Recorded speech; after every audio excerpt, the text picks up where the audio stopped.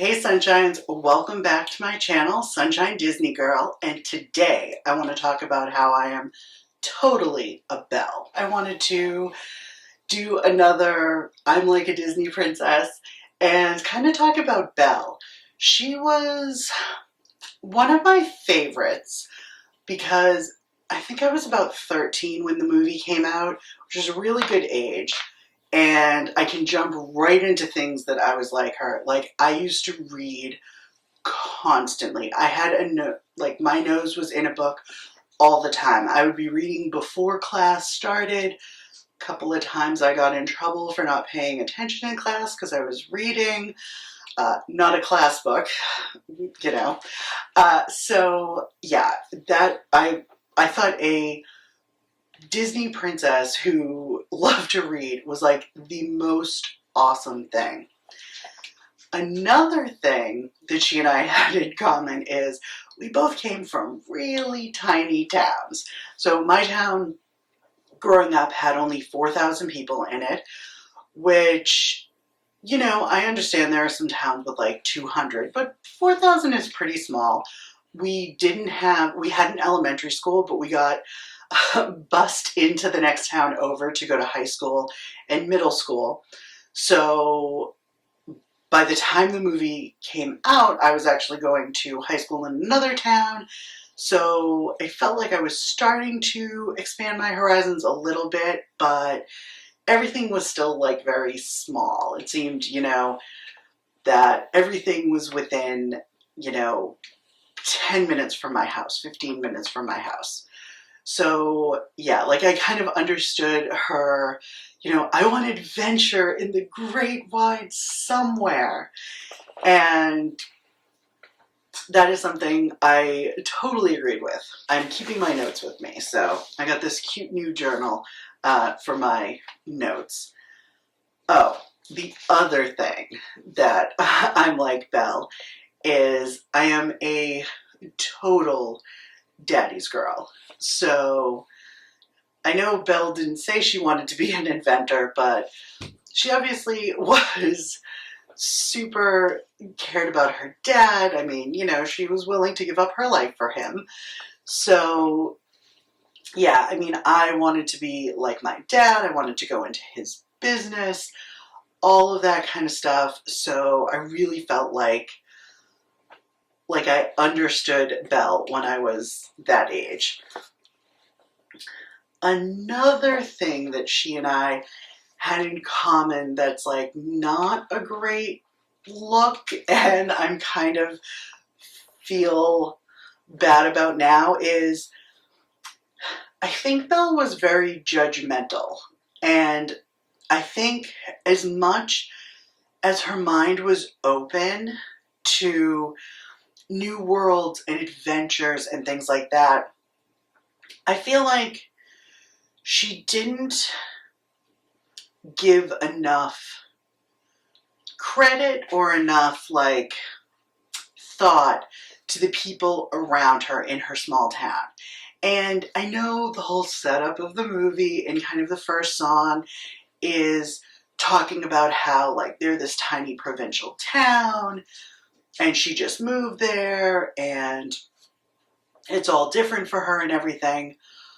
But I feel like she maybe could have opened herself up a little bit more and tried a little bit harder with the people in town to kind of get to know them on their terms and not just feel like, oh, they're living in this small town, so they're all just ignorant peasants. Because it does kind of come off that she feels this way. And I know we're supposed to think of them all as ignorant peasants, but you know what? It's kind of good that some people want that life. I mean, that's where like farmers come from and stuff, you know, where we get our food. So I don't know, like I look back and I'm like, she probably could have been a little bit nicer to the townspeople, possibly preventing an attempted murder at the end of the movie. So yeah, that was kind of, those are the things that I think she and I shared quite a bit. One thing that we don't share is the scene where she's told not to go into the West Wing, and she immediately goes into the West Wing. I would never have done that. I was such a goody two-shoes when I was a kid. So in terms of like, if I was not supposed to do something or if I would get in trouble for doing it, I probably would not have done it. Like, I was pretty careful about all that stuff. Now, if I thought it was like life or death, but she seemed very... It's not like she was going there to try to escape. She was just going there to explore. So, I don't know. I didn't love that as part of her personality. I also feel like, okay, and I understand, there are major problems with the whole idea of like the Beast kidnapping Beauty and all of that kind of stuff. Modern sensibilities and all. But I feel like this is the part of Beauty and the Beast that Disney did that I actually think is problematic for the story as a whole. So, an amazing writer that I love wrote a book called Beauty that by the time Beauty and the Beast had come out, I had probably read a dozen times already. Robin McKinley wrote the book. She actually has written several Beauty and the Beast stories. Beauty was the first one.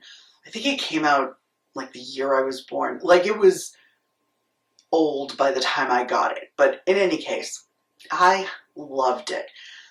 And it was about a girl and, you know, family falls on hard times.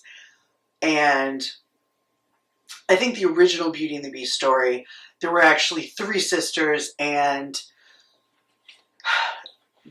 one of them asked for like diamonds, one of them asked for pearls, and then Beauty, because she knew that her father didn't have enough money, just asked for a simple rose.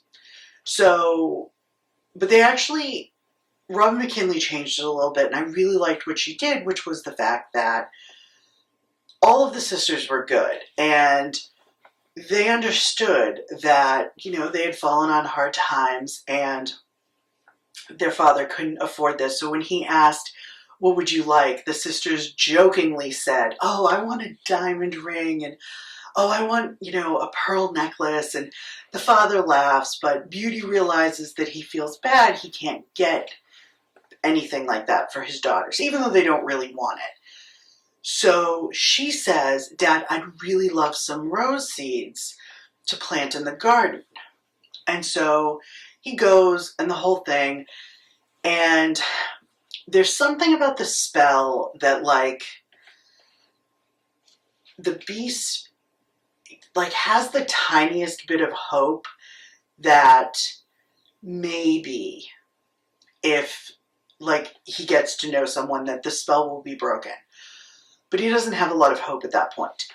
But the big difference between Disney's version and Robin McKinley's version, and the versions that I had heard pre-Disney, is that the Beast didn't do anything wrong. He got turned into a beast by an evil enchantress. And not because he was a jerk, but because, like, his father had done something, or she was spiteful, or something like that. So, like, the whole point of the story is actually more of Beauty's story, Belle's story. It's